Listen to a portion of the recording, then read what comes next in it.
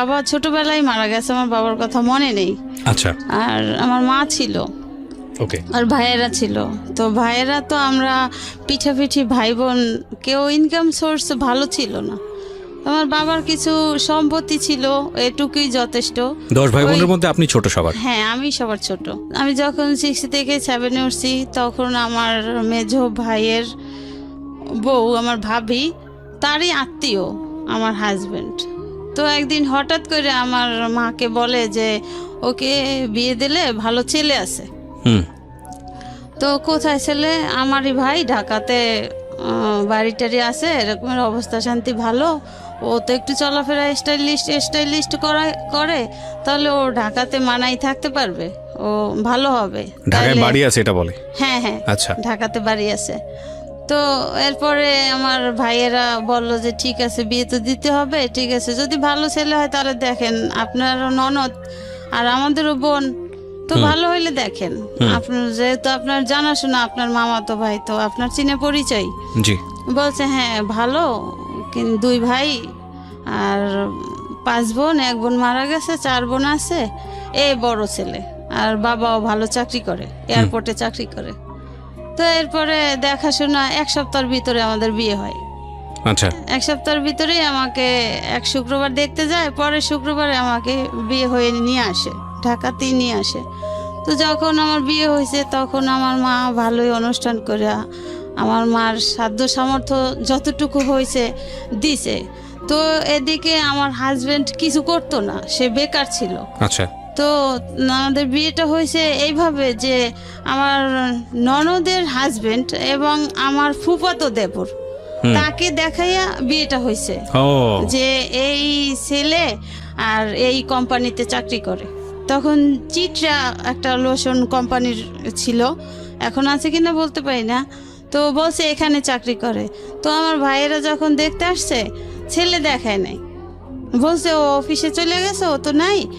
তো এইভাবে ঘুরে ফিরে আইসা পড়ছে। তো আমার ভাবির উপরে ডিমান্ড করিয়া যে তাহলে তার যখন মামাতো ভাই, তো ভালো, আমার তো বাবা নাই, ভাইরাও অতটা ইয়া করে না। তো এভাবে করে বিয়ে হলো। তো এরপরে দেখি কি যে সে বেকার, সে কিছু করে না। ওই অফিসে যদি একজন ড্রাইভারের দরকার হয় তখন আর কি তারে আমার ওই ননদের হাজবেন্ড ডাকে। ওই অফিসে আমার ননদের হাজবেন্ড কাজ করে, তো সে ডাইকে নিত যখন আর কি লোকের দরকার হইতো এক্সট্রা। তো এইভাবে ঘোরাফেরা করে। তো আমার তো অতটা বয়স না, আমিও তো ছোট মানুষ। এরপরে এদের ফ্যামিলিও বড়, আর ঢাকা শহরে আইসা, আমি গ্রামের মেয়ে, ঢাকা শহরে আইসা আটকা পড়ে গেছি। আমার ভালো লাগতো না, আমি কান্নাকাটি করতাম। এরপরে আমাকে একবারে সে প্রথম থেকে 10 দিন পরে নিতে আয়, যে ঢাকা শহরে বিয়ে হয়েছে, এত দূরে সবাই যাব, একটা খরচের ব্যাপার স্যাপার, তো কয়েকদিন থাকুক, এরপরে নিতে আসি। তো আমার যখন নতুন অবস্থায় আমার কেমন জানি তাদের ভালো লাগতো না, এবং আমার হাজব্যান্ডেরও তার মা যেটা বলতো সেটাই, মার কথা মতো। তো আমি যে তার নতুন বউ, আমার সাথে যে কিভাবে একটা আচরণ করা, কিভাবে একটা ওটা তার ভিতরে নাই। আচ্ছা। তো আমি না তখনই দেশে যেয়ে খুব কান্নাকাটি করতাম, কিন্তু কাউকে কিছু বলতাম না।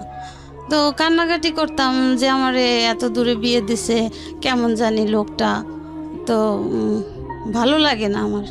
তো আমার মা ওটা কেয়ার করতো যে আমি তো সবার ছোট, তাহলে আমি এত কান্নাকাটি কেন করি। আর আমার হাজব্যান্ডকে দেখলে আমি ভয় পাইতাম। হ্যাঁ, তো এরপরে মা জিজ্ঞাসা করতো কি সমস্যা, আমি কই আমার না যাইতে ভাল লাগে না, কেমন জানি আমার ওইখানে থাকতে ভাল লাগে না। তো আমার ভাই বলে কি যে তো ছোট মানুষ, বিয়ে হয়ে গেছে, আর কোনোদিন তো তোমাকে ছাড়া থাকে না, এই জন্য ওর হয়তো থাকতে ভালো লাগে না। তো তুমি এই ব্যাপারে ওকে কিন্তু আশকারা দিও না, ছোট মানুষ, তুমি যদি এখানে থাকতে আশকারা দাও তাহলে আর শ্বশুর বাড়ি যাইতে চাইবে না। তো থাকতে থাকতে সয়ে যাবে, ঢাকা খোলামেলা থাকছে, গ্রামের বাড়ি খেলাধুলো করছে, এখন আটকা পড়ে গেছে, ওর ভালো লাগে না। তো এইভাবে করে মনে করেন 2-3 মাস থাকছি। 2-3 মাস থাকার পরে আবার আমি কান্নাকাটি করছি যাওয়ার জন্য, আমি মায়ের কাছে যাব, আমি এখানে থাকবো না। এবার আমার শ্বশুর আমাকে দিয়ে আসতো, শ্বশুর দিয়ে এসে আবার মনে করেন সপ্তাহ বা 15 দিন পরে আবার শ্বশুর গিয়া নিয়ে আসতো। আর আমার হাজব্যান্ডের চলাফেরাটাও অতটা ভালো ছিল না, যে একটা স্ট্যান্ডার্ডভাবে চলা, ঢাকা শহর বাড়ি ঘর আছে এরকমের যে চলাফেরা ওরকমের না, সে একটু উগ্রপন্থীর লোক। এই জন্য আমার তেমন একটা ভালো লাগতো না। আর মনে করেন চোখ দুটো লাল লাল, আমার দেখলে খুব ভয় লাগতো। তো এইভাবে মনে করেন 5-6 মাস হয়ে গেল। 5-6 মাস হওয়ার পরে আমি কনসেপ্ট হইলো আমার এই বাচ্চা পেটে। তো এখন না আমি শুধু কান্নাকাটি করি, আমার ভালো লাগে না, আমার শরীর খারাপ লাগে, আমার খাইতে ইচ্ছা করে না, আমার বমি আসে। এইভাবে করতে করতে কান্নাকাটি করতে করতে তো আমার শ্বশুর খবর দিল আমার বাইরে যে তাহলে আমি তো এখন যাইতে পারবো না, তো আপনার বোন থাকতে চায় না, আয়সা নিয়ে যান, আবার গিয়া কয়দিন থাকুক, তারপরে আবার আমি গিয়ে নিয়ে আসবো। তো এইভাবে করে আমি অসুস্থ খাওয়া দাওয়া করতে পারি না। এরপরে আমার এক ননদ, মানে যেই ননদের হাজবেন্ডের ইয়াতে আমার বিয়ে হয়েছে, ওই ননদ আমাকে ডাক্তারের কাছে নিয়ে গেল। ডাক্তারের কাছে নেওয়ার পরে টেস্ট করার পরে বলছে আপনাদের সুখবর, কিন্তু আপনাদের যেহেতু আপনাদের ভাবি তো বাচ্চা মানুষ, কাজটা তো ঠিক হয় নাই। যাই হোক, এখন আপনারা সাবধানে থাকবেন, এর প্রতি যত্ন নেবেন। তো এই কথা শোনার পরে আমি কান্নাকাটি শুরু করে দিছি, আমি কিভাবে কি করব, এটা কেন হবে, এটা কিভাবে হবে, এভাবে আমি প্রশ্ন করি। তো এরপরে আমার ভাই আইসা আমাকে নিয়ে গেল দেশে যাওয়ার পরে মনে করেন আমার স্বামী বেকার, তেমন একটা আমাদের কেয়ার করে না, সে তার মায়ের কথা মতো চলে। তার যখন মন চায় সে ঘরে আসে, না মন চায় না আসে, সে বাইরে থাকে, এভাবে করে। মানে সে বিয়ের আগেও যেভাবে কইরা আসছে, তো বিয়ের পরেও সেটাই করতেছে। তাকে বিয়ে করছে যে সে ঘরে আসবে, সে কাজবাজ ঠিক মতো করবে, কিন্তু তার ভিতরে সেটা নাই। সে যে এখন একজন বাবা হতে যাচ্ছে, সে অনুভূতি তার নাই। তো সে আগে যেভাবে চলে আসছে ওভাবেই সে চলতেছে, তখনও কিছু করে না, কাজকর্ম করে না, তখনও সে কিছু করে না। তো এরপরে মনে করেন ওই যখন যেই কাজে কেউ ডাকে ওই কাজ করে। এমনি সে রেগুলারলি একটা চাকরি বাধা করা, সেটা সে করে না। ঢাকাতে কি বাড়ি ছিল? হ্যাঁ, ঢাকাতে বাড়িতে আছে। কোথায়? এয়ারপোর্টের কোথায়, কোন এলাকায়? এয়ারপোর্টে রেল লাইনের ওই পারে মোল্লাটেক। আচ্ছা, ঠিক আছে, হ্যাঁ বলেন তো। এরপর মনে করেন আমার শ্বশুর বিমানে চাকরি করে এয়ারপোর্টে। তো এরপরে তো বাচ্চা পেটে, এখন আমি অসুস্থ, দিনে দিনে আরো অসুস্থ হয়ে যাচ্ছি, খাওয়া দাওয়া করতে পারতেছি না।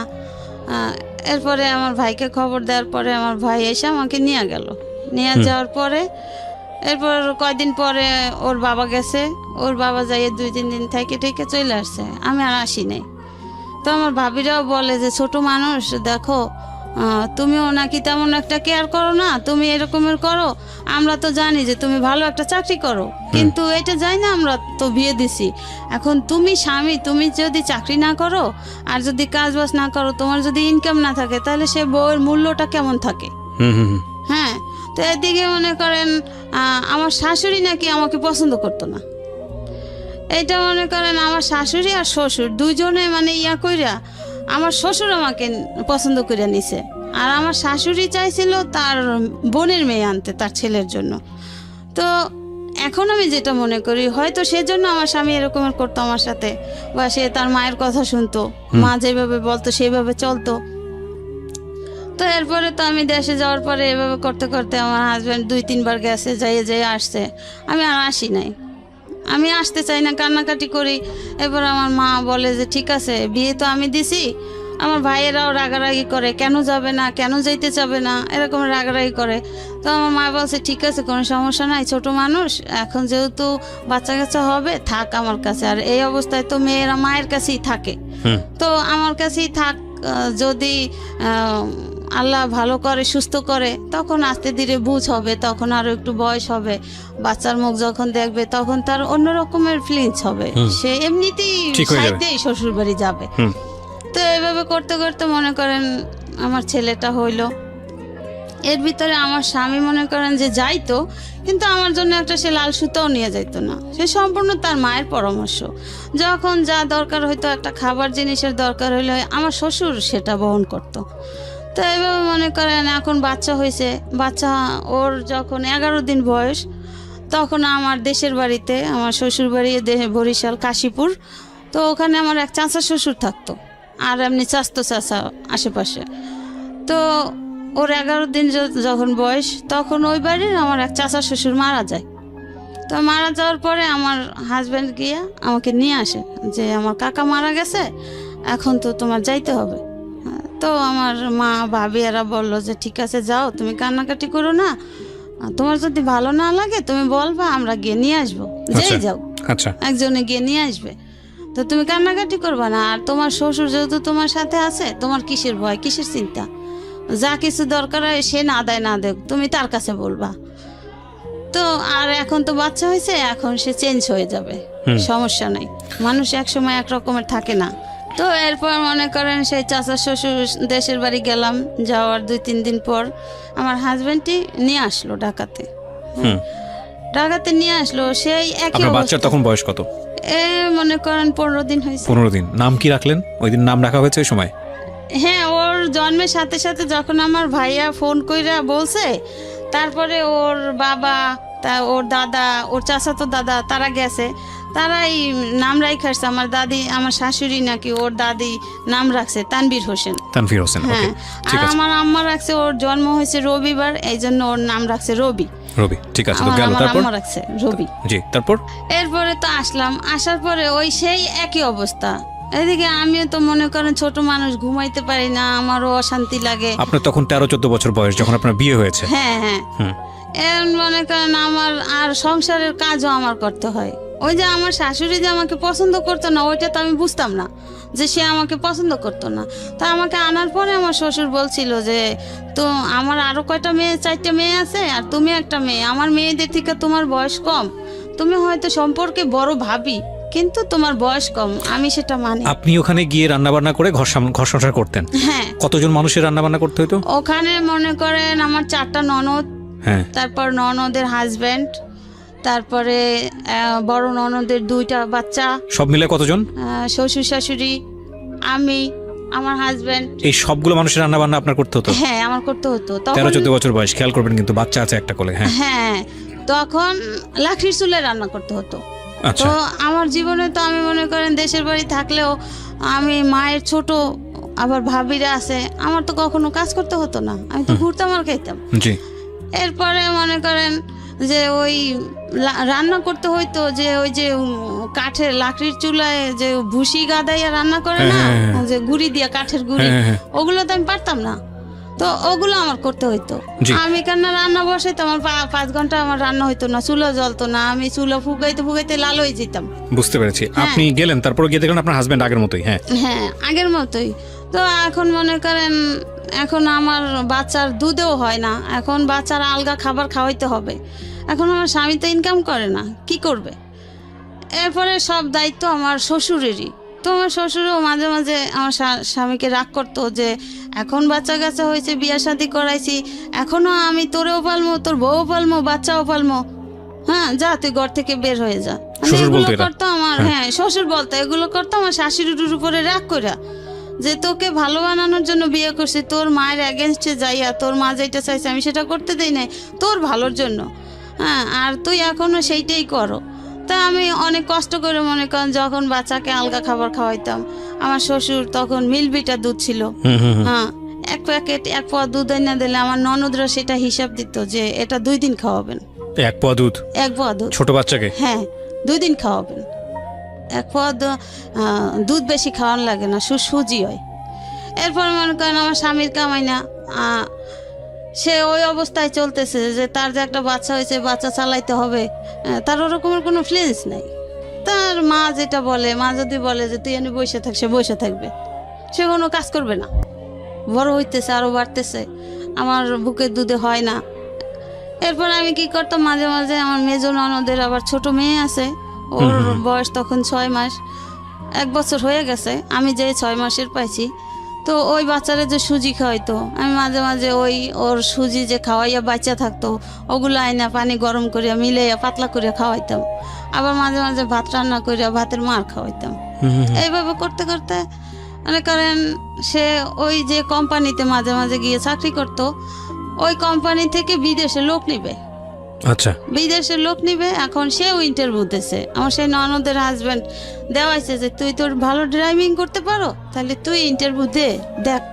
তো বিদেশে যখন পাঠায়, এখন সেই ইন্টারভিউ দিল, সে ড্রাইভিংয়ে পাশ করলো। পাশ করার পরে এখন সে বাহিরে যাবে, এখন তো টাকা পয়সার দরকার। এরপরে আমার মার কাছে গিয়া বলল যে আমি তো বেকার, কিছু করি না, তো আপনার মেয়ে তো কত কথাই শুনে, আমার মা বোনরা বলে, তো কিছু টাকা দিলে আমি বাহিরে যাব। এটা কাকে বললো? আমার মাকে। আচ্ছা।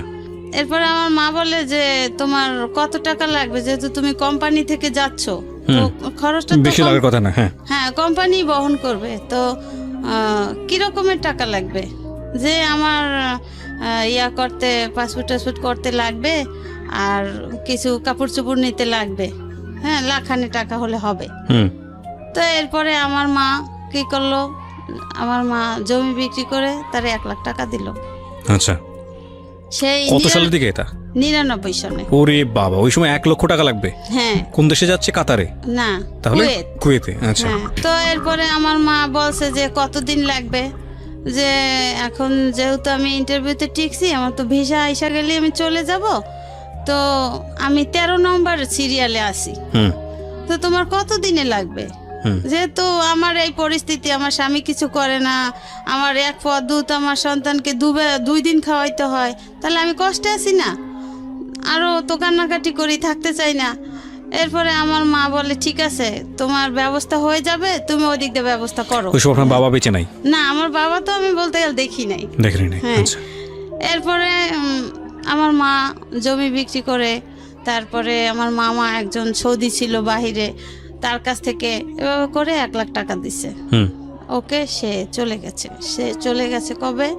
বাচ্চার যেদিন 1 বছর বয়স, 18 তারিখে, সে অক্টোবরের 19 তারিখে সকালে তার ফ্লাইট, রাত্র 4টায় উঠে সে চলে গেছে। এরপরে এখন আমার শাশুড়ি খুশি যে তার ছেলে নাই, এখন আমি একা। তো সে আমাকে অনেক নির্যাতন করত, কিন্তু আমার শাশুড়ি নিজে করতো না, সে করাইতো তার যে মেয়েরা আছে না, নাতিরা আছে না, ওদেরকে দিয়া। যেমন মনে করেন রান্না করতে গেলে সেখানে হিসাব করতো, কোনখানে কতটুকু কি খরচ করছি, বা মাছ মাংসের টুকরাটা পর্যন্ত ননদরা গয়না দিত, হিসাব করে দিত কয়জন লোক, এভাবে করতো। খাবারের সময় আমি ঠিকমতো খাবার পাইতাম না, এভাবে করতো। তো এই কেয়ারটা আমার শ্বশুর করতো। অনেক সময় দেখা যেত আমার শ্বশুর খাইতে বসলে সে তার খাবারটা আমার জন্য রেখে দিত, আর মেয়েদেরকে বলতো যে দেখ, ও তো সারাদিন কষ্ট করে, তোরা তো কেউ ওই কাছে থাকোস না, তো খাবার সময় একটু খেয়াল করে খাইস, ওর জন্য একটু রাখিস। আমি তো জানি যে তোর মা ওরে ভালোবাসে না, তোর মা ওরে কেয়ার করে না। যাক, কারণ যখন তোর ভাই নাই, তারপরেও তোর ভাই থাকতেও কিছু হয় নাই, এখন তারপরেও তোরা অন্তত পক্ষে নাতিটার জন্য একটু ভালোবাসিস। হ্যাঁ, সে তোদের একজন বংশধর, সে তোদের বংশ প্রদীপ, যে এই একটা ছেলে। তো আমার শ্বশুর এভাবে কেয়ার করতো, কিন্তু আমার শাশুড়ির দিনের দিন ওই অত্যাচারের মাত্রাটা বেড়েই যায়, কমে আর না। এরপরে মনে করেন আমার স্বামী গেছে 2-1 মাসে, আর টাকা টুকা পাঠায় নাই, গেল। এরপরে টাকা টুকা পাঠাইলে তার বাবার নামে পাঠাইতো। আর যাওয়ার সময় তার মা বলে দিছে যে বউ যদি এখানে রাখতে চাও, বউ যদি এখানে থাকতে চায়, তাহলে আমি মা যেই কথা বলি সেই কথা কানে রেখে চললো, বউকে কখনো টাকা পয়সা দিব না, যা দরকার হয় আমি আছি, তোমার বাপ আছে। জি। হ্যাঁ। তো কিবরিয়া ভাই, আরেকটা কথা, যে বাচ্চা যখন হয়েছে, বাবা তো সন্তানকে কিছু দিতে পারে। তো প্রথম ঈদ বাচ্চা হওয়ার পরে তো আমি বলি কি যে তোমার ছেলে, তুমি কি কিছু দিবা না ছেলেকে? ঈদ আসছে, এখন কিছু বলে না, কিছু না বলে, তা আমি তো তারে জ্বালাই রয়েছি যে কালকে ঈদ, তুমি আমার ছেলের জন্য কিছু আনলা না যে, কেন? এখন আমাকে বলে কি, একটা নিঃশ্বাস ফেলায় বলে যে তুমি যা বলো, আমি যদি তোমার ছেলেকে কিছু আইনা দিই, তা ঘরে অশান্তি হবে, শান্তি হবে না। আমি তো অশান্তিতে আছি, আমার আর শান্তি কোথায়? তোমার সন্তানকে তুমি দিলে অশান্তি হবে, এইটা কেমন কথা? এটা কি মানে বিদেশ যাওয়ার পরে? বিদেশে যাওয়ার আগে। আচ্ছা, যাওয়ার আগে।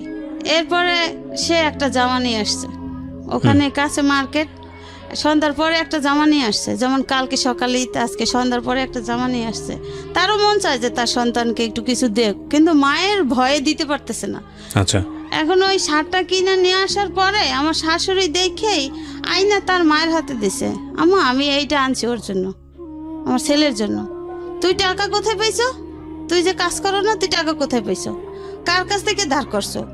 ধার করে আনো আর যা করো, আমি কিন্তু দিতে পারবো না, আমার কাছে জানি কেউ আসে না, এইভাবে কথা। এখন আমারে বলে যে দেখছো আমি কিন্তু কাজ করছি, রঙের কাজ করছি। সে তো এইখানে সেইখানে যখন যেটা পাইতো ওইটা করতো, যখন যে ডাকতো। যে আমি তখন জিজ্ঞাসা করছি যে আসলে আপনি টাকা কোথায় পেয়েছেন? কয় আমি কাজ কইরা রাখছি, একটা শার্ট আর কত টাকা, 100-150 টাকা। যাই হোক, এরপর আমার শ্বশুর বলে কি, মানে আমার শাশুড়ির জ্বালায় বলে তোর আনার দরকার কি ছিল, আমি আছি না, আমি তো আইনা দেবো, আমার একটা নাতি, আমি কি আইনা দেবো না? আমি তো আইনা দেবো, আমি তো আইনা দিছি, তোর আনার দরকার কি? তুই আইনা এখন বউরে এত কথা কেন শুনো? হ্যাঁ, সে আর কিছু বলে নাই। সে আমাকে বলে দেখো এই আমার মায়ের কথাগুলো তোমার জন্য শুনছি, তুমি চিল্লাচিল্লি করছো বিদে আমি শার্টটা আইনা দিছি, দেখছো যে আমি শার্টটা আইনা, আমার সন্তান, আমি শার্টটা আইনা দিয়ে আমার কত অপরাধ হয়েছে। তো কিবরিয়া ভাই, এই যে বিয়ের যে 2-3 বছর হয়ে গেছে বা যতদিনই হোক বয়স, আমার স্বামী কিন্তু আমাকে একটা সুতাও কিনে দিত না। হ্যাঁ, এরপরে তো গেছে, এখন তার ভিসা আসছে, সে গেছে বাইরে, সে কখনো আমাকে টাকা দিত না।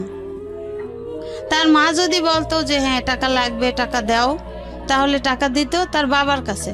তার বাবা আইনা তার মাকে দিত, তার মা যখন যা লাগতো যেতটুকু পরিমাণ তার কমে সময়টা ওভার করে কিনা দিত, এইভাবে চলতো। আর ওর দাদা মনে করেন মাঝে মাঝে চুপি চুপি দুধ টুধ আইনা দিত, তাদের দেখাইয়া দিত।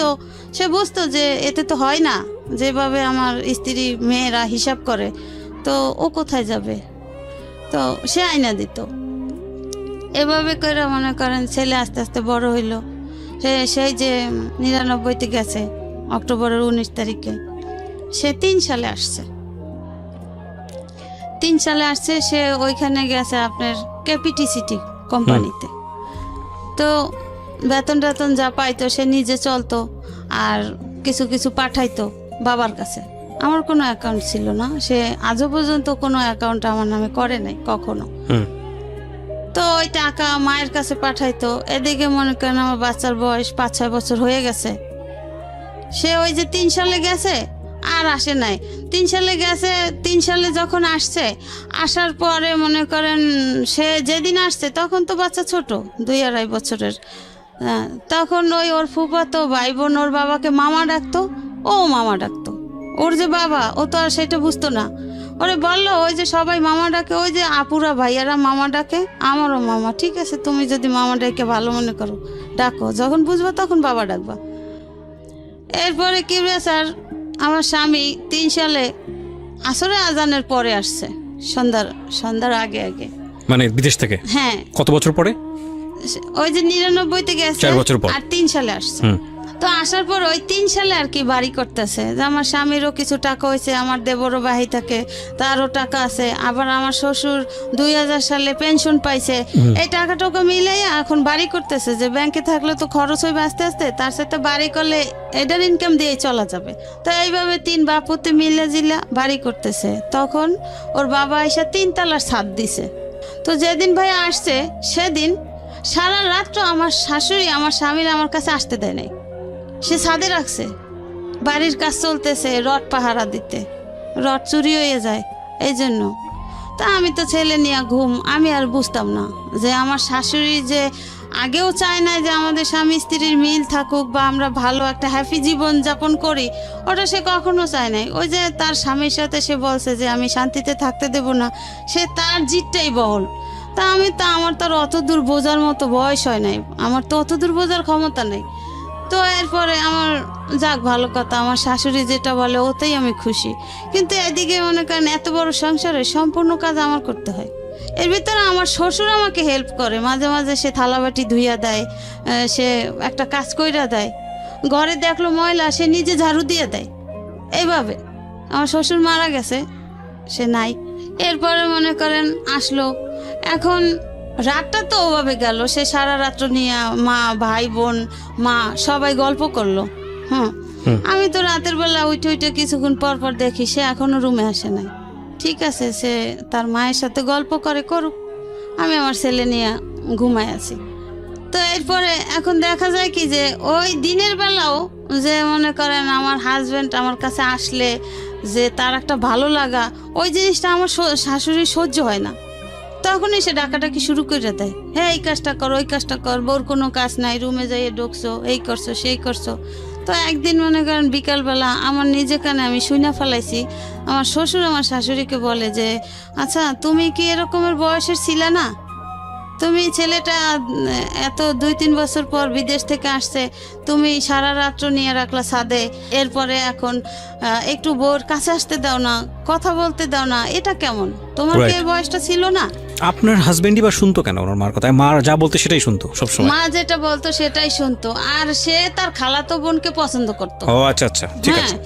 এখন মা বলতো যে ওই মেয়েই তোর জন্য আনবো, ওই মেয়েই তোর জন্য আনবো, যেভাবে এরে তারাই দিব, এরে রাখবো না।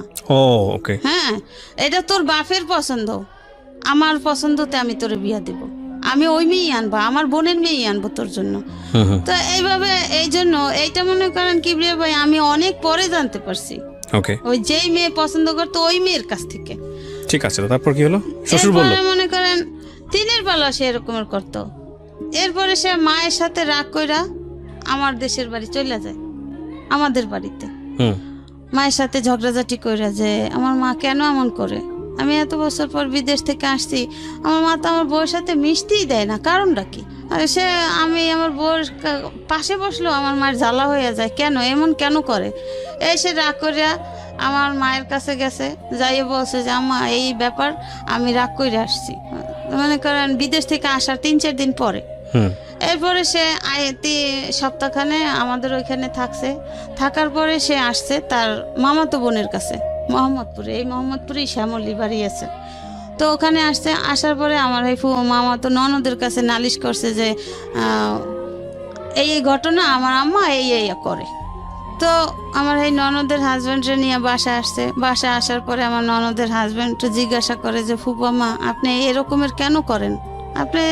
আপনার পছন্দ হোক বা না হোক, বউ তো আর দেখতে খারাপ না, বা আপনার এমন না যে ফুফায় গরিবের ঘরের মেয়ে টাইনে আনছে আপনার পছন্দ হয় নাই, এটা তো অপছন্দর কিছু না। আমরা তো দেখতেছি বউ বেশ ভালো, আপনার সংসারটা ম্যানেজ করে সে চলতে আছে, সে যদিও আপনার মেয়েদের থেকে বয়সে ছোট কিন্তু সম্পর্কে বড়, তারপরও গ্রামের মেয়ে চালু আছে, কাজ কাম সবই তো আপনার কইরা যাইতে আছে, তাহলে আপনি কেন এমন করেন? এইভাবে করতে করতে কিবরিয়া ভাই সে 2 মাসের ছুটি আনছিল, সে মায়ের জ্বালায় আর থাকতে না পাইরা সে মনে করেন 15 দিনের মাথায় আবার চলে গেছে। সে আর থাকে নাই, 15 দিনের মাথায় আবার চলে গেছে।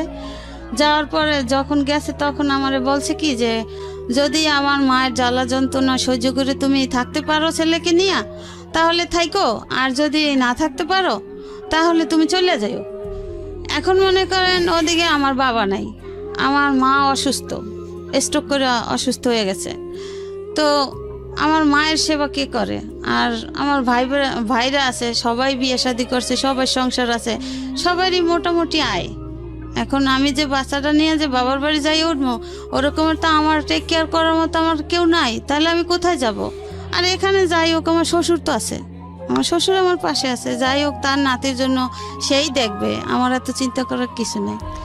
এইভাবে করে যে আর যদি আমি পারি তাহলে বাচ্চা নিয়ে আমি তোমাকে নিয়ে যাব, আর যদি না পারি তাহলে আমি আর জীবনে বাংলাদেশে আসবো না। এই কথা সে আমাকে বইলা গেছে। বিদেশে টাকা ইনকাম করতেছে, তো কেন সে প্রাইমারিতে পড়বে? তাকে একটু ভালো স্কুলে ভর্তি করা যায় না? আমি আমার ছেলেকে ভালো স্কুলে ভর্তি করব, আমি প্রাইমারিতে দেব না। এইভাবে করতে করতে মনে করেন ওর যখন 6 বছর বয়স তখন স্কুলে ভর্তি করে। এখন দেখে যে আশেপাশের মানুষও খারাপ বলে, ওর সাথে যত বাচ্চারা তাদের স্কুলে দেয়, ওকে স্কুলে দেওয়া হচ্ছে না। এরপরে ওকে সেই বাড়ির কাছেই কেজি স্কুলে দেয়, মোল্লারটাক স্কুল, ওই স্কুলে দেয়। দিলেও মনে করেন যে ওর বাবা যে টাকা পয়সা পাঠায় ওর কোনো এক্সট্রা খরচ তারা দেয় না। স্কুলে মাস গেলে বেতন হইলে মনে করেন বেতনের বই দেখে তারা লেখা হিসাব করে তারা টাকা দেয়। এইভাবে করে যাই হোক, এইভাবে করতে করতে করতে করতে ওর বাবা তো ফোন দেয়, কথা বলে। হ্যাঁ, এর ভিতরে মনে করেন আগে তো চিঠির যুগ ছিল, ফোন টোন ছিল না, চিঠি দিতাম। তো ওই চিঠি দিলে তাদের কাছে চিঠি আসলে ওই চিঠি তারা পড়তো, তারপর আমাকে দিত যে চিঠিতে ছেলে কি লেখছে, আবার টাকা টোকা দিচ্ছে কিনা। এভাবে তারা পইরা চিঠি দেখা তারপর আমাকে দিত। যদি প্রয়োজন মনে করতো যে হ্যাঁ চিঠিটা দিব, তার স্বামী দিছে, তাহলে দিত। আর যদি প্রয়োজন না মনে করতো তাহলে তারা আমাকে বলতো না যে চিঠি আসছে। তো আবার নেক্সট টাইমে যদি 1 মাস 2 মাস পর আবার চিঠি দিত, তখন চিঠিতে বলতো যে তোমাকে আমি গত মাসে চিঠি দিলাম, তুমি তো চিঠি রিপ্লাই করলে না কেন? তা আমি তো জানতাম না। আমি আবার চিঠি দিলে তখন বলতাম যে আমি তো কোনো চিঠি পাই নাই, আমি তোমার চিঠির জবাব কিভাবে দিব? তো এইভাবে করতে করতে আমাদের ঘরেও ফোন আসছে, ল্যান্ডফোন। তো ল্যান্ডফোনে কিবরিয়া ভাই এরা করতো কি যে আর এক রুমে আর একটা ফোন লাগাইতো। ও মানে আড়িপাত্ত। হ্যাঁ, ফোন লাগাইতো। তো আমি না লজ্জায় কিছু বলতাম না। তো কেমন জানি ওই যে আমাদের ঘরেরই বাচ্চারা হইচই করতো, ওই শব্দ পাইতাম।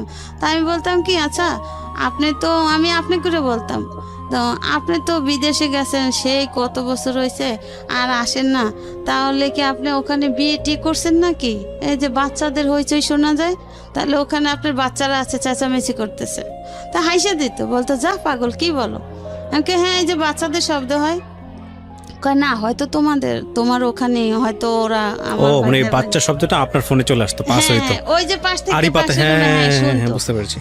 তো এর ভিতরে একদিন আমি আর ওইটা বুঝতাম না, ওই বাচ্চাদের চেঁচামেচি ওইটাই শুনতাম, তারে প্রশ্ন করতাম, আমি আর কিছু বলতাম না।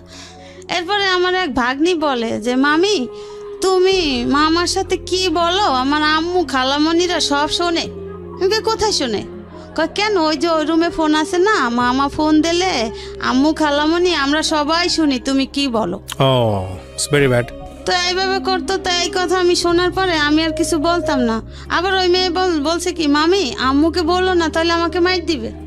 ঠিক আছে, বাচ্চা মানুষ বলছে, আমি তো জানতে পারলাম কথাটা। তো এরপরে ফোন দিলে আমি না কিছু বলতাম না, চুপ করে দাঁড়াই থাকতাম। তো বলতে কি ব্যাপার, কিছু কথা বলছো না যে?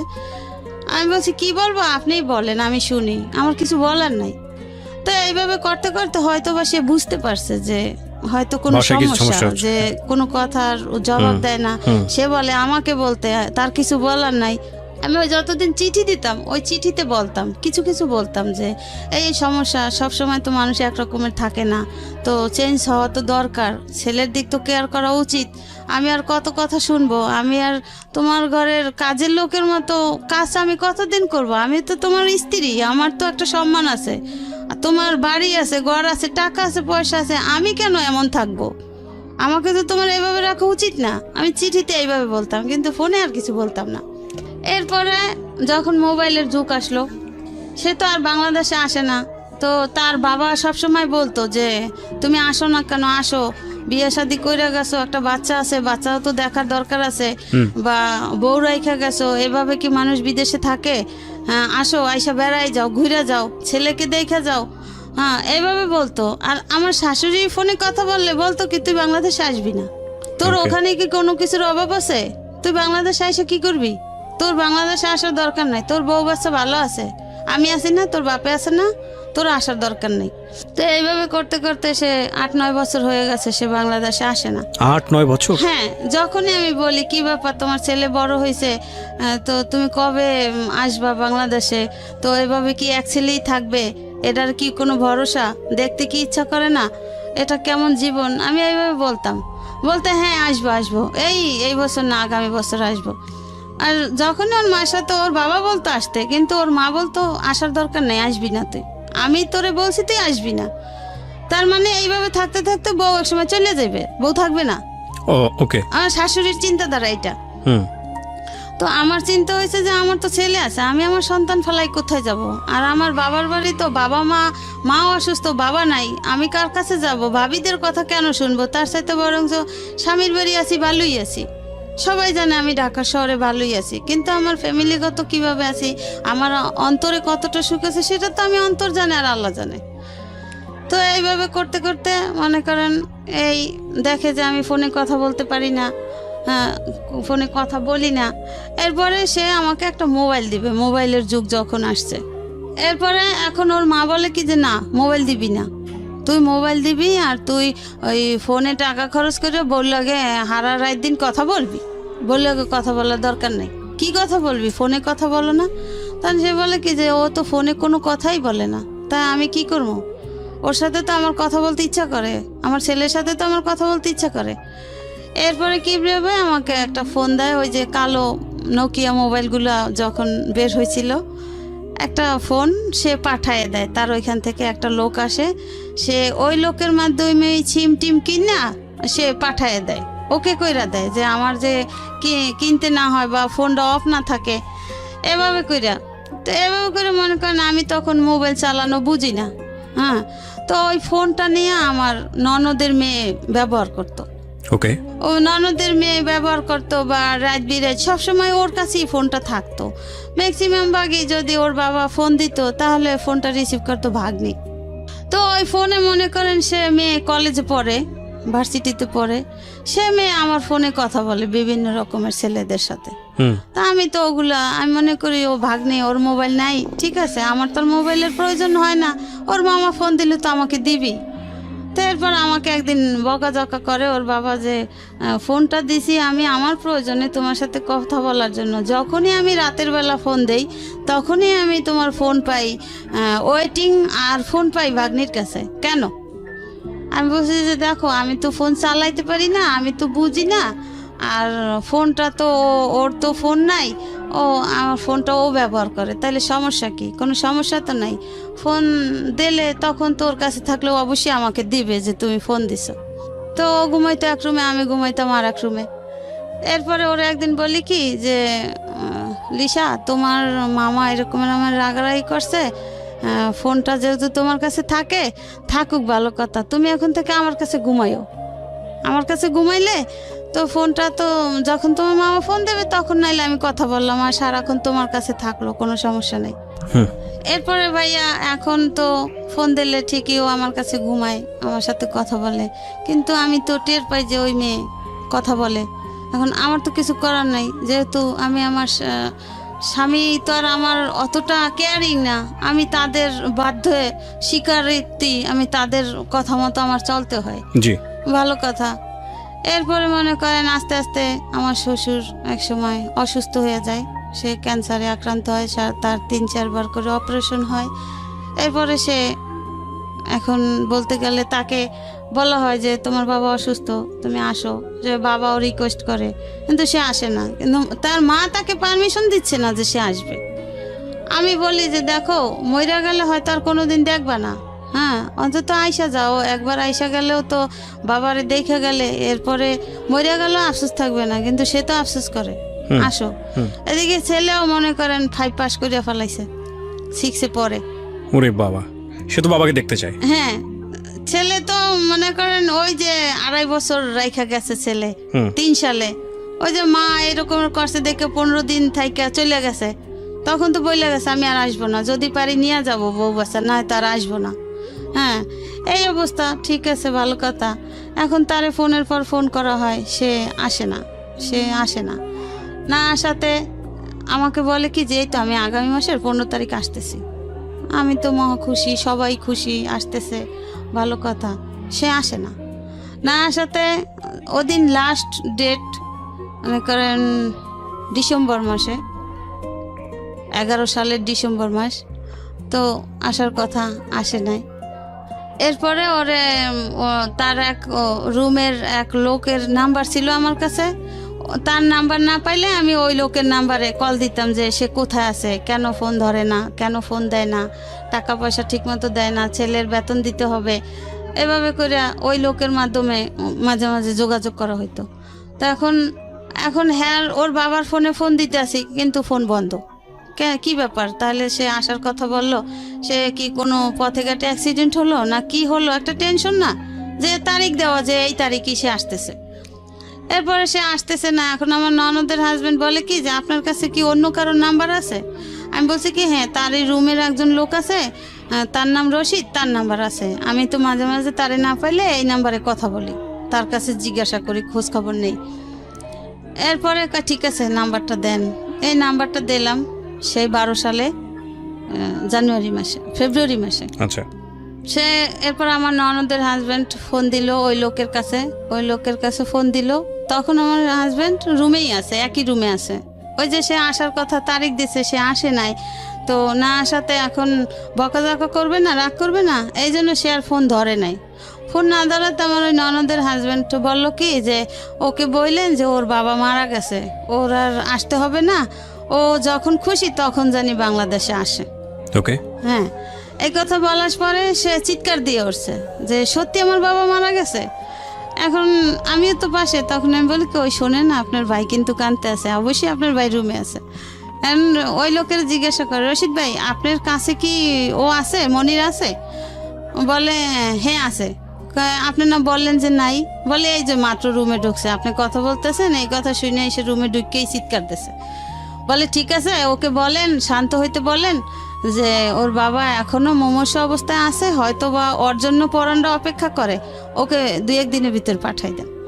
এরপরে মনে করেন তাকে ওই লোকটা তার টাকা টোকা দিয়া তাকে পাঠাই দিল। সে ফেব্রুয়ারি মাসে 17 তারিখ আসলো বাংলাদেশে 12 সালে। সে যে 3 সালে গেছে আর 12 সালে আসছে আয়সা দেখছে তার বাবা খুবই মুমূর্ষু, মানে ক্যান্সার রোগী। তো 17 তারিখ আসলো, তা মার্চ মাসে 3 তারিখ তার বাবা মারা গেল। ও ওকে। বাবা মারা গেল। এরপরে মনে করেন আমার জীবনের ঝড় শুরু হয়ে গেল। যে এখন আমার ননদরা আমাকে বলে যে তুই তো এতদিন তো শ্বশুরের আন্ডারে ছিলি, তোর শ্বশুর তোরে দেখছে, তোর শ্বশুর তোরে কেয়ার করছে, এখন তোরে কে দেখবে, এখন তুই কার কাছে থাকবি? এখন এইখানে তো স্বামীরও কিছু নাই, তোর শ্বশুরেরও কিছু নাই, এখন তুই চলে যা, তুই এই বাড়ি থেকে বের হয়ে যা। এরপরে মনে করেন আমার স্বামী আমার পক্ষে আছে কিছুদিন।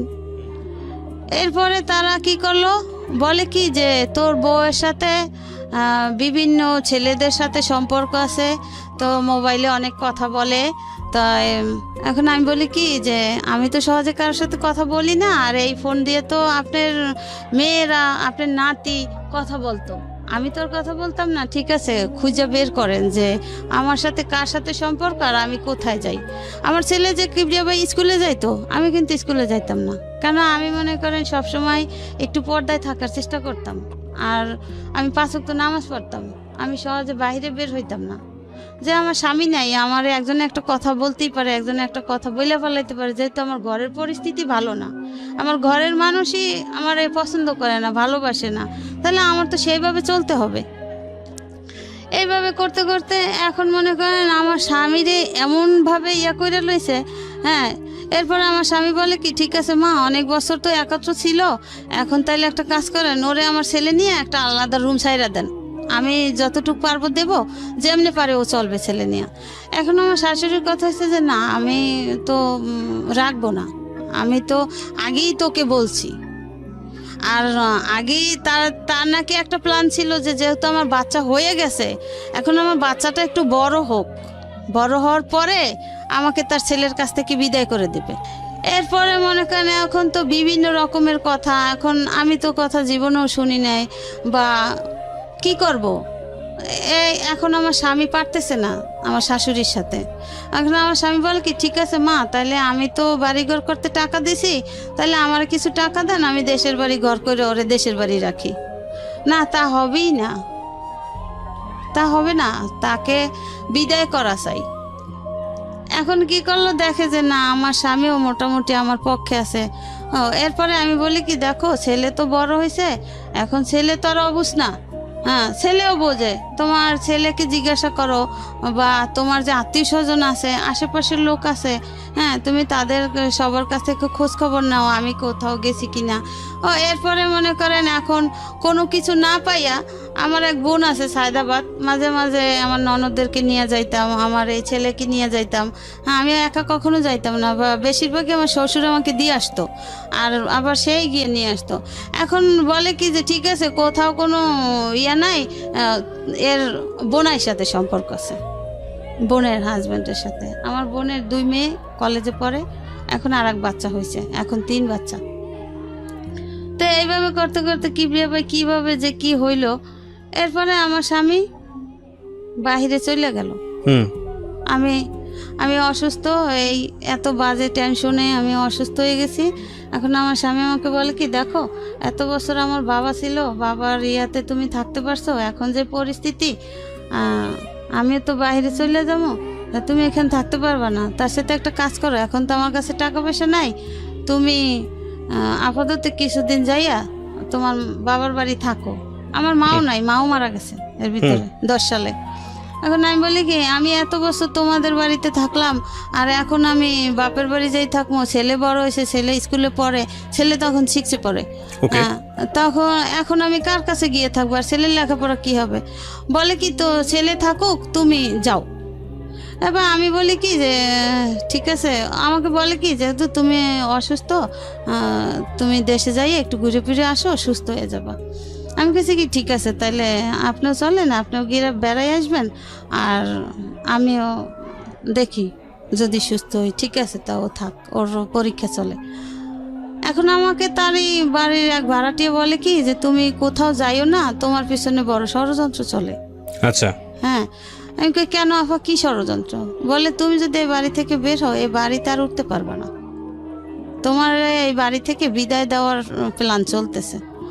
তা এখন এই কথা শোনার পরে আমি বলছি কি ঠিক আছে, আমি কোথাও যাব না, ছেলের পরীক্ষা, তো পরীক্ষা শেষ হয়ে নেক, তারপরে আমি ছেলেকে নিয়েই তোমাকে নিয়ে বেড়াইতে যাব। বলে আমার তো অত সময় নেই, আমি তো চলে যাব, তাই তুমি যাও এখন। আমি বলছি না, আমি যাইতে পারবো না।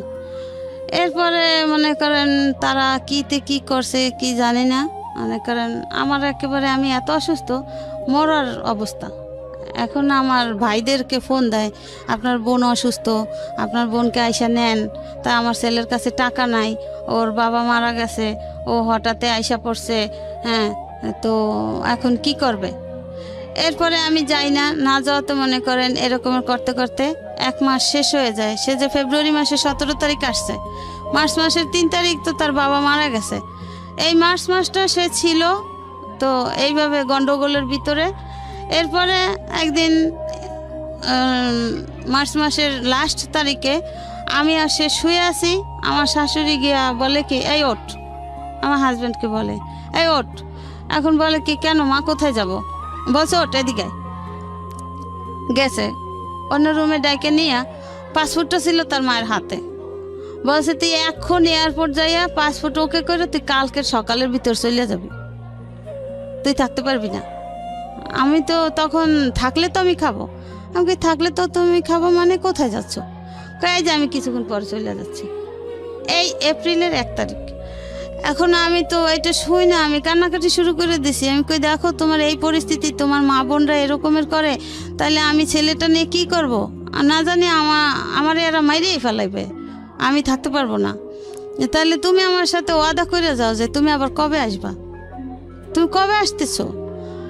এরপরে বলে কি আমি তোমার সাথে ওয়াদা করলাম, আমার ছেলে বড় হয়েছে, আমি তো বাবা মারা গেছে এই জন্য আসছি, তো আমার ওইখানের চাকরির মেয়াদ শেষ, তো আমার এমনি মনে করো এই বছরের জুন মাসে আমি আসতাম, হয়তো একেবারে আসতাম না, হয়তো ছুটিতে আসতাম, তো এখন আমি যাই, তো জুন মাসে আমি অবশ্যই আসবো। আমি বলছি না, আমি তোমাকে বিশ্বাস করি না, তুমি এত বছরে আসো নাই, তোমার বাবাও এত রিকোয়েস্ট করছে, আমি এত রিকোয়েস্ট করছি, তুমি আসো নাই, এখন তুমি চলে গেলে, তোমার মা করে ইয়া, তোমার বোনরা করে ইয়া, তাহলে আমারও জানে রাখবে না, আমারও মেরে ফেলাইবে, আমার ছেলেরও মেরে ফেলাইবে, আর তুমি তো আর আসবাই না। এরপর আমার হাতে হাত দিয়ে বলে কি না, আমি তোমার সাথে ওয়াদা করছি, আমার ছেলে বড় হয়েছে, আমার ছেলের জন্য আমাকে আসতে হবে, আমি চলে আসব, আমি আমার ডেট শেষ জুন মাসে, আমি জুন মাসে ঠিক চলে আসবো। আমি বলছি ঠিক তো? বলে হ্যাঁ ঠিক। এরপর ঠিক ওই সময় ওর মা বলছে কি তুই যে এই যাও, তুই আর বাংলাদেশে আসবি না, এটা আমার লাস্ট কথা। আর ওই যে বাজে কথা বইলা টইলা মোবাইল নিয়ে গেছে। এখন আমার স্বামী কয় কি যে ঠিক আছে মা, আমি মোবাইল তোমার কাছে দিয়ে গেলাম, ও মোবাইলে কথা বলবে না। আর আমি জানি যে প্রায় সময় রাত জায়গা আমার সাথে কথা বলতো, আমিই কথা বলতাম। এখন তোমার যদি সমস্যা হয়, আর তুমি তো সেই শুরু থেকেই বলছো যে না ফোনে কথা বলা যাবে না, ফোন দিতে না করছো, এবং ঘরে যে ফোন, সেই ফোনেও তোমরা আমাকে কথা বলতে দিতা না, তাও তোমরা বাহির থেকে শুনতা। আমি একটা চিঠি দিলে সেই চিঠিটা তোমরা ওর কাছে পৌঁছাইতা না, সেটা তোমরা গোপন করতা। এরপরে মনে করেন সে আবার জুন মাসের 25 তারিখ সকালবেলা হঠাৎ আইসা পড়ে আসছে। আচ্ছা, আইসা পড়ছে। আইসা বলে কি আমি তোমার সাথে ওয়াদা করছি না, দেখছো আমি আসছি। আমার মা আমাকে যতই বলুক যে আসবি না, আমার ছেলে এখন বড় হয়েছে, আমার সংসার দরকার আছে। আইসা পড়ছে কিবরে ভাই আসার পরে মনে করেন কয়েকটা দিন সে ভালো ছিল, আমাদের সম্পর্কটা ভালো ছিল। এরপরে যে কি দিয়া কি হয়েছে আমি বলতে পারি না। এরপরে আমার শাশুড়ি আমাকে দেশে নিয়ে দিয়ে আসছে। দিয়ে আসার পরে আমার স্বামী বলে কি ঠিক আছে তুমি কিছুদিন থাকো, আমি তো আসি। এরপর 2 মাসের মধ্যে সে আবার আমাকে দেশে রাখা, কোনো খোঁজখবর নাই, কোনো খোঁজখবর নেয় না। ছেলে এদিকে ওরে রাইখা দিছে, ওরে রাইখা আমাকে নিয়ে গেছে যে অসুস্থ, সে দেশের বাড়ি হাঁটাচলা করে সুস্থ হবে, মানে মিথ্যা বাহানা। এরপরে যাওয়ার পরে ছেলে রাইখা দিয়েছে। ছেলে রাইখা দেওয়ার পরে মনে করেন সন্ধ্যার পরে ওর যে ফুফাতো ভাই ওকে বলে যে তোর মায়েরে তো বাড়িতে বের করছি, এবার তুইও যা, তুই যেদিক পরে সেদিক যা, তুই তোর মায়ের সাথে যাও নাই কেন? তো ওরে তো নেয় নাই। ওরে বলছে কি যে আমি ওকে বলছি বাবা তুমি থাকো, আমি কয়েকদিন পর আসবো, আমি তো দেখো অসুস্থ। তো অসুস্থটা কি ভাইয়া, আমার এদিকে ডায়াবেটিস ধরা পড়ছে, তো এই জন্য আমি খুব উইক, ক্লান্ত হয়ে গেছি। এরপরে দেশে থুয়ে শেষে কিছুদিন পরে আগস্টে না জানি অক্টোবরে আমার দেশে দিয়ে আসে। হ্যাঁ, আমার আবার জন্ডিসও হয়েছে। এইসব মিলে জিলে আমাকে দেশে দিয়ে আসে তার মায়ের সাথে নিয়ে। তারপরে দেশে দিয়ে আসার পরে আমাকে ডিসেম্বর মাসে সে চলে যায়।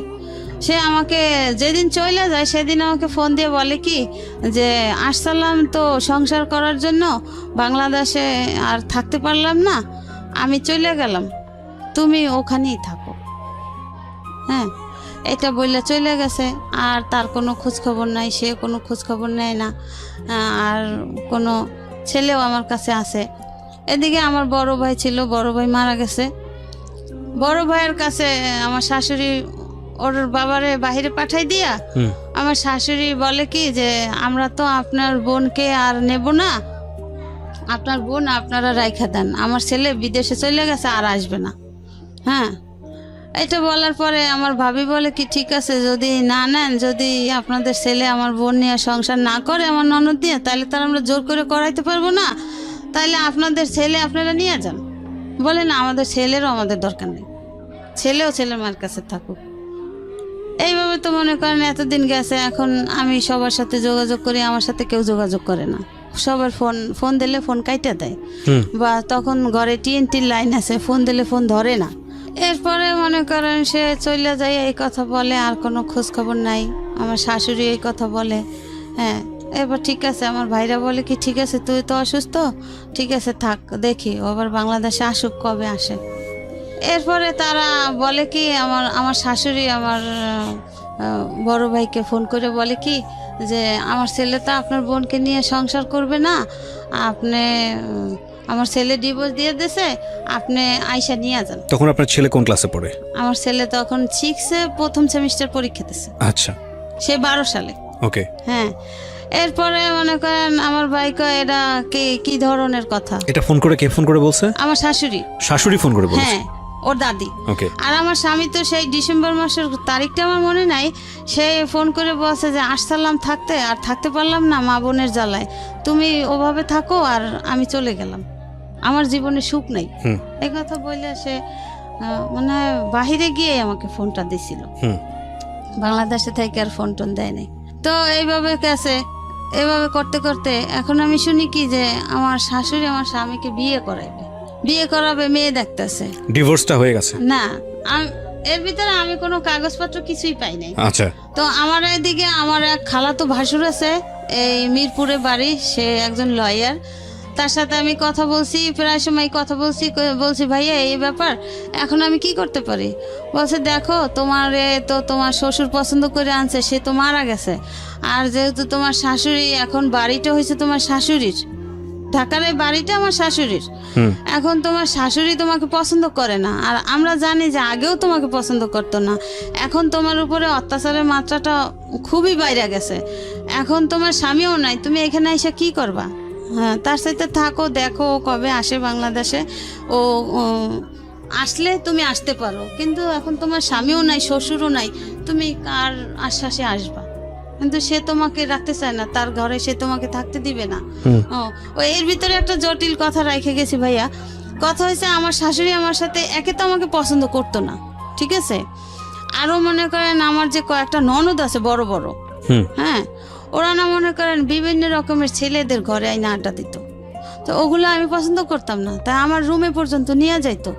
তো আমি একদিন আমার ননদদেরকে বলি কি যে দেখো তোমরা যাই যা করো ওই ড্রয়িং রুমে অন্য রুমে করো, কিন্তু আমরা এই পরিবেশে বড় হই না, আর এগুলো আমার ভাল লাগে না, আমার বিছানায় কেউ আইসো না। আর শাশুড়িকে বলছি কি যে আম্মা এগুলো তো আপনার মেয়ে, এদেরকে বিয়ে দিতে হবে, আর ওরা যা করে এগুলো আবার আমার শ্বশুর পছন্দ করতো না। কি রে ভাই সত্যি কথা বলি, এখানে বসে কেউ মিথ্যা কথা বলতে পারবে না। তো এই কাজটা করতো গিয়ে আপনার এক স্কুলের যে ব্যাচেলার স্যাররা আছে না, ব্যাচেলার ভাড়া দিত, দোতলায় ব্যাচেলার ভাড়া দিত।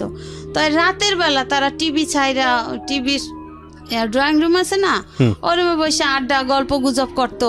পরে মনে করেন তো এখন ওই ভাসুরের সাথে আমি এইভাবে আলাপ করছি, আলাপ করার পরে মনে করেন ভাসুর আমাকে এইভাবে বললো। এগুলো কি ডিভোর্সের পরের ঘটনা, ডিভোর্সের আগের ঘটনা? না, আমি তো ডিভোর্স পাই নাই, এই ব্যাপারে তখন ডিভোর্স হয়ে গেছে অলরেডি? আমি তো জানি না, আজও পাই নাই ভাই। মানে এই ঘটনার পরেও আপনি এগুলো কন্টিনিউ করে গেছেন? ডিভোর্স আপনাকে জানাইছে আপনার ভাইকে? তো আপনার ভাই আপনাকে বলেনি যে এটা করেছে? না, ভাই বলছে যে তোর শাশুড়ি এই কথা বলছে, সে অন্য অন্য লোক দিয়ে আর কি, ওই যে যারা রায়বাড়ি করছে না সেই রাইবারদের মাধ্যমে, যে তাদেরকে বলেন আইসা বুঝা নিতে কাবিনের টাকা টোকা। আচ্ছা, তো আপনি কি করলেন এরপরে? তো এরপরে মনে করেন এখন আমি ওই উকিলের সাথে কথা বললাম, আমার ভাসুরের সাথে। সে বলছে যে দেখো, আপনার ভাসুর আপনার উকিল? আমার উকিল না, আমার খালাতো ভাসুর উকিল। ওকে, আচ্ছা, তারপর? মানে তার সাথে আমি আলাপ করছি এই কথা শোনার পরে যে ভাইয়া এরকমের শুনি, বলে তুমি লোকমুখে কথা শুনবা কেন? এটা তো যদি তারা এই কাজটা করে থাকে তাহলে তো সেটা তোমার কাছে যাবে। হ্যাঁ, তুমি যাইলে পরে তুমি কিছু বলতে পারো, কিছু করতে পারো, সেটা তুমি অ্যাকসেপ্ট করলে করতে পারো, না করলে না করতে পারো, কিন্তু তুমি লোকমুখের কথা কেন শুনবা? হ্যাঁ, এটা হইতে পারে না, এটা কেন হবে? এরপরে আমি বলছি তাহলে এখন আমি কি করতে পারি? বলে দেখো তুমি ধৈর্য ধরো, তুমি এত বছর শ্বশুর বাড়ি স্বামী ছাড়া ছিলা না, এখনো তুমি থাকো, যেহেতু বাপের বাড়ি দিয়ে আসছে থাকো, ভাই বেড়াদাররা তো ফালাই দিবে না, থাকো, দেখো ও কবে আসে, তখন তুমি আইসো। এখন যেহেতু তোমার শাশুড়ির বাড়ি, এটা তোমার স্বামীরও বাড়ি না, শ্বশুরেরও বাড়ি না, এখন যেহেতু তোমার এখানে অ্যাকসেপ্ট করতেছে না, সে পছন্দ করে না, আগেও করে না, এখনো করে না, তো এখন তুমি এখানে এসে কি করবা? যাক তুমি ওখানে থাকো। আমার ওই ভাসুর বলল যে এটা তো তুমি পাও না, তুমি লোকমুখের কথা কেন শুনবা? এটা তো যদি সত্যিকারে হয়ে থাকে তুমি তো এটা পাবা, তোমার কাছে যাবে, পিয়ন নিয়ে যাবে। হ্যাঁ, যাক ভালো কথা।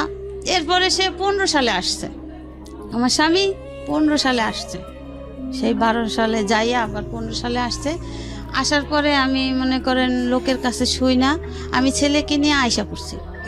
আয়সা শুনি কি যে সে যেদিন আসছে তার পরের দিনে আমার শাশুড়ি তাকে লুকাইছে, মানে আমি যেন আসলে না পাই বা বাড়িতে না উঠতে পারি, এই জন্য সে কুয়াকাটা তার বোন আছে, বোনদের বাড়ি পাঠাই দিছে। আচ্ছা, লুকানোর পরে কি হয়েছে? এরপরে আমি মনে করেন তাদেরই আত্মীয় স্বজনরা আমারে ফোন করে বলছে যে ও তো আসছে, ও এরকমের এইখানে আছে, তো যেহেতু তুমি ঢাকাতে যাইতে নিয়েও শুনলা যে নাই, তো তুমি তোমার স্বামীর কাছে যাইতে পারো, গিয়ে দেখো যে কি বলে। এরপরে আমারে তারা ঠিকানা দিল, যাদের বাড়ি আছে তারই ভাই আমারে ঠিকানা দিল যে ভাবি তোমার তো ছেলে বড় হয়েছে, তোমার ভয় কি, তুমি ছেলে নিয়ে যাও। এটা কি মা ভক্তি নাকি কি বলবো এটাকে জানি না, মানে স্টুপিডিটির একটা সীমা থাকা উচিত। হ্যাঁ বলেন, তারপর? এরপরে মনে করেন লুকাইয়া এরপরে ওইখানের লোকজন, ওই আর্মির যে ওই কাকা মনে করেন আরো লোকজন ডাকছে, বা ওই যে খালাতো ভাইয়ের বাসায় গেছে, মানে হেরা ভাই বোনেরা সবাই বসছে। বসার পরে বলছে যে তুই এইভাবে লুকোচুরি কেন করো, তুই কি বউ রাখবি না রাখবি না? বলে কি যে না আমি তো আমার মায় তো আমার বিয়ে করাইবে, আমি তো এরে নিয়ে বাসায় উঠতে পারবো না, আমার মায় এরে নিয়ে বাসায় উঠতে দেবে না। তাহলে তো তুই কি করবি? ওই আর্মি কাকা জিজ্ঞেস, তাহলে তুমি কি করবা? তুমি কি এই বউ নেবা না কি আমরা পুলিশ খবর দেব তোমাকে? এখন বলে কি না কাকা আমি নেব, আমি আমার স্ত্রী সন্তান নেব। এই কয়ে ঠিক আছে, মিল টিল হয়ে গেছে। সেই বিকালবেলা তখন আর কি ওর মায়ের ফোন দিছে, ওই কাকাই ওর বাবার নাম্বার দিয়ে ফোন দিছে। ফোন দেওয়ার পরে ওর মা ওর দাদি বলে কি যে ও যদি ওই বউ নিয়ে আসে আমি আমার ঘরে উঠতে দেবো না। আমি ও বউ আগেও মানি না, এখনো মানি না, এখন তো মানার কোনো প্রশ্নই আসে না। আমি তো বউ বের করিয়ে দিছি বাড়ি থেকে। আমি কি বাড়িতে উঠানোর জন্য বের করছি? আমি তো বের করার জন্যই বের করছি। আমি মানি না, আমি আমার ছেলেকে আমার পছন্দ মতো বিয়ে করাবো। এরপরে তারা জিজ্ঞাসা করলো যে তোমার মা তো এটা বললো, এখন এটা তো তোমার স্ত্রী, তোমার সন্তান, তোমার মা কি করলো ওটা তো দেখার দরকার নাই, তোমারটা তোমাকে বুঝে নিতে হবে। বলছে হ্যাঁ আমি স্ত্রীর সন্তান নিয়ে ঢাকাতে যাব। ঠিক আছে, ভালো কথা। এরপরে তারা শিখাইয়া দিল না কি করলো, সে সন্ধ্যার পরে সারাদিন এই ছেলে নিয়ে ঘুরলো, আমার সাথে কথা বললো। কথা বলার পরে সে সন্ধ্যার পরে ওখান থেকে পালাই আইসা পড়ে। আমাকে আমার ছেলেকে রাইখা ওখান থেকে তার ওই খালাতো ভাইয়ের বাসা থেকে পালাই আইসা পড়ে। এখন তারে ফোন দেয়, তার ফোন বন্ধ। সে পালাইয়া আইসা কোথায় আসে, তার আমতলি, আবার তার বোনের শ্বশুর বাড়ি আছে ওখানে। এরপরে আবার আমি খুঁজতে সেই 15 সালে কোরবানির সময় আমি খুঁজতে ছেলে নিয়ে আবার তার কাছে গেছি যে কিভাবে আমি চাইছি যে আমার এত বছরের সংসার, আমার ছেলেটা বড় হয়ে যায়, আমার সংসারটা ঠিক থাকুক, আমার ছেলেটার মান সম্মান ঠিক থাকুক, সে সমাজে মাথা বড় হয়ে সে বাঁচুক, সে ভালো একটা স্কুল কলেজে লেখাপড়া করুক। এই আমি তাকে নিয়ে আসলাম, সে আমাদের সাথে আসলো। আয়সা সপ্তাহখানে ছিল, আমার বোনের বাসায় বেড়াইছি তাকে নিয়ে। এরপরে আমি হেদের বাড়িতে গেছি। হেদের বাড়িতে যাওয়ার পরে হ্যার মা আমার চাচি শাশুড়ির ফোন দিয়ে বলে যে ওরা জিজ্ঞাসা করেন যে ও কি আমার সম্পত্তি চায় না ওর স্ত্রী সন্তান চায়। ও যদি আর স্ত্রী সন্তান গ্রহণ করে তাইলে আমি ওকে আমার সম্পত্তির এক কানা করিও দেব না। এরপরে সে রাতের বেলা এক জায়গায় শুই, ছেলে নিয়ে শোয়, আমি শুই। এটা কি মানে আপনার শ্বশুর বাড়িতেই আপনারা একসঙ্গে থাকছিলেন আলাদা আলাদা করে? হ্যাঁ, শ্বশুর বাড়ি বরিশালে, কাশীপুর। এরপরে সে ফজরের আজান দেয়, তখন আমাকে বলে কি তানভীর মা ওঠো, নামাজ পড়বো না? আমি বলছি হ্যাঁ নামাজ পড়বো। এই কথাটা বললে সে খিবরে ভাই সে যে বাইরে নামে আর সে ঘরে ফিরে না। এরপর সে পালাইয়া ঢাকাতে আইসা পড়ে, আমাকে আমার ছেলেকে ওখানে রেখা। এখন আমার চাচি শাশুড়ি বলে কি, আমার সেই চাচা শ্বশুর বাহিরে থাকে থাইল্যান্ডে। এখন আমার চাচি শাশুড়ি বলে কি যে তোমরা বাড়িতে চলে যাও, আমি ঢাকা যাব। এদিকে তার আবার আমার চাচা তো দেবর একটা মেয়ে নিয়ে ঢাকাতে এসে পড়ছে, এই খবর জানতে পারছে, এখন সে ঢাকাতে আসবে। এখন আমি কার কাছে থাকবো? এরপর আমি আমার বাবার বাড়ি চলে যাই।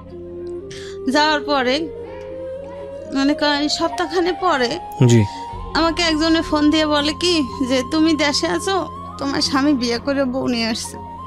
আমার শাশুড়ি অলরেডি সে নিজে দাঁড়াই থেকে তাকে বিয়ে করায়। আমার শাশুড়ি নিজে দাঁড়াই থেকে বিয়ে করে মানে আপনি ছিলেন ওই সময়? আমি তো বাড়িতে মানে আপনার নিজের বাড়িতে, মায়ের বাড়িতে? হ্যাঁ, আমি আমার মায়ের বাড়িতে। ওকে। এখন আমাকে একজন ফোন করে বলে যে তারই ওদেরই বাড়ির এক ভাড়াটিয়া বলে যে ভাবি তুমি দেশে কি করো, তোমার স্বামী দিয়ে বিয়ে করে আর একটা বউ আনছে। এরপরে আমি কথাটা শুনে আমি ছেলেরে বললাম কি তানভীর তোর বাবা তো বাড়িতে, হ্যাঁ তাই তোর বাবা নাকি বিয়া করছে, তোর দাদি বিয়া করাইছে, বউ আনছে। ছেলে বলে কি চলো আমরা যাই বাড়িতে। এই 15 সালে কি রে ভাই। এরপরে বাড়িতে আসছি। এর আগে আমার স্বামী বাংলাদেশে আসছে সেই কথা শুনে আমি বাড়িতে আরো একবার আসছি যে আমার শাশুড়ি আমার স্বামীকে আমার সন্তানের মুখোমুখি হতে দেয় নাই। সে ঘর থেকে যখনই আমরা দরজা নক করছি লুকিং গ্লাসে দেখে সে অন্য রুম দিয়ে সরাইতেছে, কইছে বউ বাচ্চার সামনে তুই যাবি না, তুই ঘর থেকে বের হয়ে যা। আমরা এক দরজার রুমে ঢুকছি, আর এক দরজা খুলে দিয়ে সে বাইরে বের করে দিয়েছে। তার আগে বিয়ে হয়ে গেছে। এরপর বিয়ে করে বউ আনছে। পরে আমি গেছি আমার ছেলেকে নিয়ে, দুপুরবেলা যাই উঠছি। সে শুক্রবার দিন বউ নিয়ে আসছে, আমি এর পরের দিনই শনিবার দিন যাই আবার বাসায় উঠছি। বাসায় ওঠার পরে ছেলে জিজ্ঞাসা করে আবু ওই মহিলাকে, বলে কে? তোর একটা আন্টি। কয় আন্টি কোথা থেকে আসলো? কেমন আন্টি? বলে কি যে তোর আন্টি। কয় আন্টির পরিচয় তো দিবা, আন্টি কিরকমের আন্টি, কোথাকার আন্টি, কই থেকে আসছে? এখন সে কথা বলে না। এখন আমার ওর দাদি ওইটা বলে কি যে এটা তোর আব্বু বিয়া করছে, তোর আব্বুরে বিয়া করাইছি। ওই সেই মেয়ে নাকি ওর নতুন কোনো বউ? নতুন অন্য কোনো মেয়ে। আচ্ছা, তোর বাপেরে বিয়া করাইছি, আমি বিয়া করাইছি, তোর সমস্যা কি? এবার ও বলে কি যে আমার সমস্যা কি মানে আমার মা থাকতে আমার বাপ আর একটা বিয়ে করবে কেন? কারণ কি? আমার বাপ তো এত বছর ছিল না, এখন বাংলাদেশে আইসা সে পাগলামি কেন করবে? কি কারণ? আমি তো বড় হয়েছি, তার কিছু প্রশ্ন থাকলে সে আমাকে করতে পারে। তো কয় তুই ছেলে মানুষ, তোর দ্বারা কইব কি? একটা পুরুষ মানুষ 5টা বিয়ে করতে পারে, সমস্যা নেই। বলছে বিয়ে করতে পারে, ভালো কথা। আমার মায়ের তো অনুমতি নেবে, আমার মায়ের কাছে সাজেশন নেবে না সে? আমার মা যদি বলে তাহলে সে বিয়ে করবে, তা না হলে সে কিভাবে বিয়ে করে? কত ছেলে মানুষ, তোর কাছে এত কথা বলবো কি? যা তুই বসে সর। এখন আমার স্বামীরে ওর বাবারে সে ঘর থেকে বের করে দেয়। কে বের করে দেয়? ওর দাদি। আচ্ছা, এখন আমরা যেহেতু উপস্থিত হয়েছি, এখন একটা ঝামেলা হইতে পারে। হ্যাঁ, তো ওরে বারবার কাকি তুই যা। ও সামনে গিয়ে দাঁড়াইছে, আব্বু তুমি কোথায় যাও? আমি একটু বাহিরে যাই, কাজ আছে। কয় ঠিক আছে, তোমার বাহিরে কোথায় কাজ? চলো আমি তোমার সাথে যাব। ওর দাদি ওরে টাইনা ধরে, কেন তুই যাবি? ও যাইবো ওর কাজে, তোর সমস্যা কি? তুই কই যাবি? তুই ওই পাশে যাইয়ে ব। এইভাবে করতে করতে মনে করেন এখন ওর বাবারে যখন এক পর্যায়ে ও ঘর থেকে বের হইতে না দেয়, ওই মুহূর্তে আমার মেজ ননদের মেয়ের জামাই, সে গাজীপুরে সমরাস্ত্র কারখানায় চাকরি করে, ওরাও উপস্থিত ছিল ওখানে। তো ওরে রুমের ভিতরে টাইনা নিয়া এর ভিতরে আমার শাশুড়ি আমার রুমের ভিতরে টাইনা নিয়া মানে আচ্ছা মতো মারছে।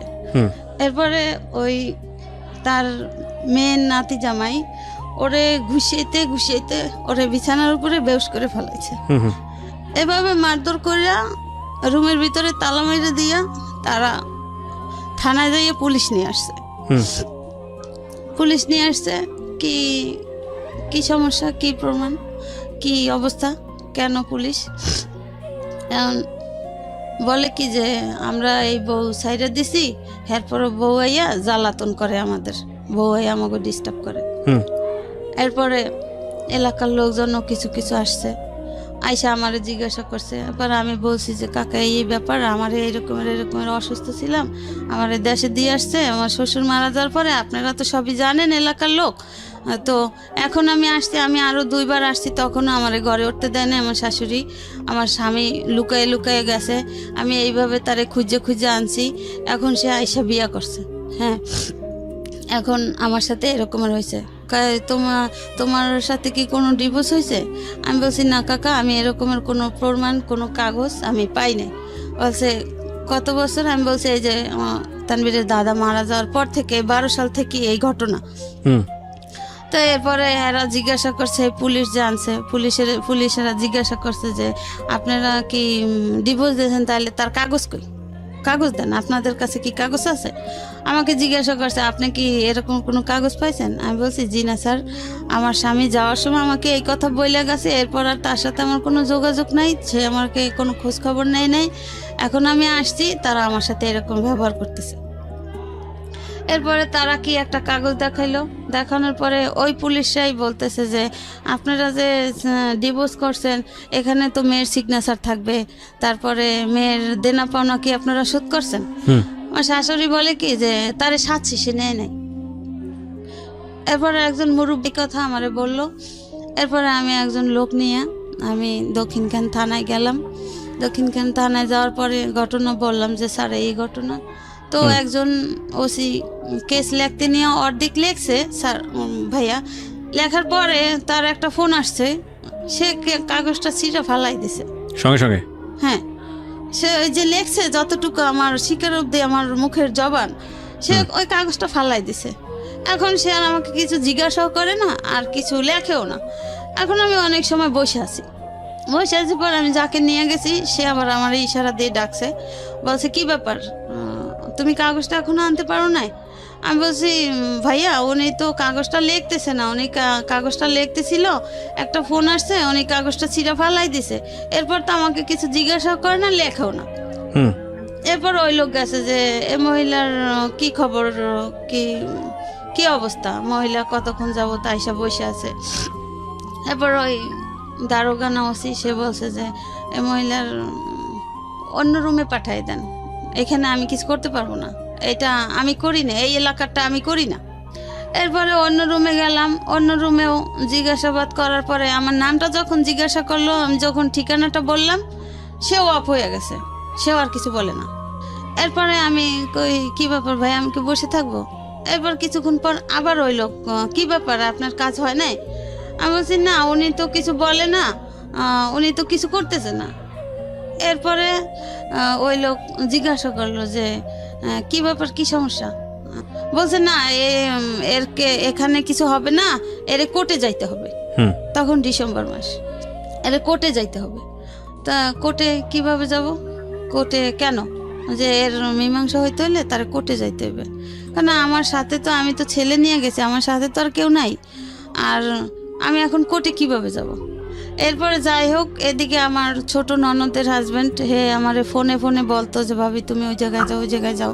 হ্যাঁ, কিন্তু এটা ছিল তাদের সম্পূর্ণই, আমার ননদের হাজব্যান্ড যে আমাকে বলতো, আমি তো ভাবতাম যে হয়তো একটা সংসারের কেউ ভালোবাসে, কেউ ভালোবাসে না, এটাই স্বাভাবিক, একজন না একজন তো সাথে আছে। তো এর কথা মতো আমি কাজ করতাম, কিন্তু পরে জানতে পারলাম যে এরা সম্পূর্ণ তাদের সাজানো। আচ্ছা।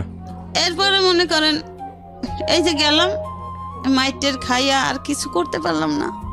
এবার ছেলে নিয়ে দেশে চলে গেলাম, দেশে যাই এভাবে করে ছেলের এসএসসি পাস করাইলাম। এখন ছেলে কলেজে পড়ে, আর আমার স্বামী সেই যে গেছে আর আসে নাই। এখন আর সে বাংলাদেশে আসে নাই, আর এই পর্যন্ত কোনো যোগাযোগও নাই, ছেলেরও কোনো খোঁজ খবর নেয় না। আমি ভাই ছেলেটা নিয়ে অনেক সমস্যা আছি, যে মনে করেন আমার বাবা মা নাই, আমার ভাই বেরাদাররা যার যার সংসার নিয়ে ব্যস্ত, আমি ছেলেটাকে নিয়ে কিভাবে মানুষ করি? আর আমি একটা স্কুলে চাকরি করি, সেখানে সামান্য কিছু বেতন পাই। ডিভোর্স হয়েছে আপনার কবে, কত সালে এটা? তারা বলতেছে যে সেই 12 সাল। এখন আপনি কোনো কাগজপত্র পান নাই? না। আর এত ঝামেলা যে হয়েছে, আমি যে গেছি তারা কোনো কাগজ দেখাইতে পারে নাই। ওই যে কাগজটা দেখাইছে, তারা তো বলছে যে এটা তো ডুপ্লিকেট কাগজ, আপনাদের এখানে তো তার সিগনেচার থাকবে বা তার দেনা পাওনা পরিশোধ করবেন, আর এটা আপনারা সাধবেন কেন? এটা তো আপনারা যদি কত টাকা ছিল দিলমোহর? হ্যাঁ, কত টাকা ছিল? আমার দিলমোহর 1 লাখ টাকা করছিল। আপনি পুলিশ ছাড়া আপনি কোর্টে যাননি কেন? স্যার আমি কোর্টে গেছি, আমি মনে করেন ওই ননদের, আমি তো তখন চিনি না আমি কোথায় যাব, তো ওই ননদের, ছোট ননদের হাজবেন্ড আমাকে বলছে কি যে জজ কোর্ট না। আচ্ছা, আপনার ছেলেকে আমি একটু ফ্লোর দিই। 3 নম্বর। তোমার আম্মা যে বিষয়গুলো এখানে বললো সব তো তুমি জানো? জি। বা তার চেয়ে অনেক বেশি কিছু জানো, হয়তো সময়ের অল্পতার কারণে সে অনেক কম বলছে। তো তুমি কি চাও আগে সেটা আগে বলো আমাকে। তোমার সঙ্গে তোমার বাবার কথা হয়?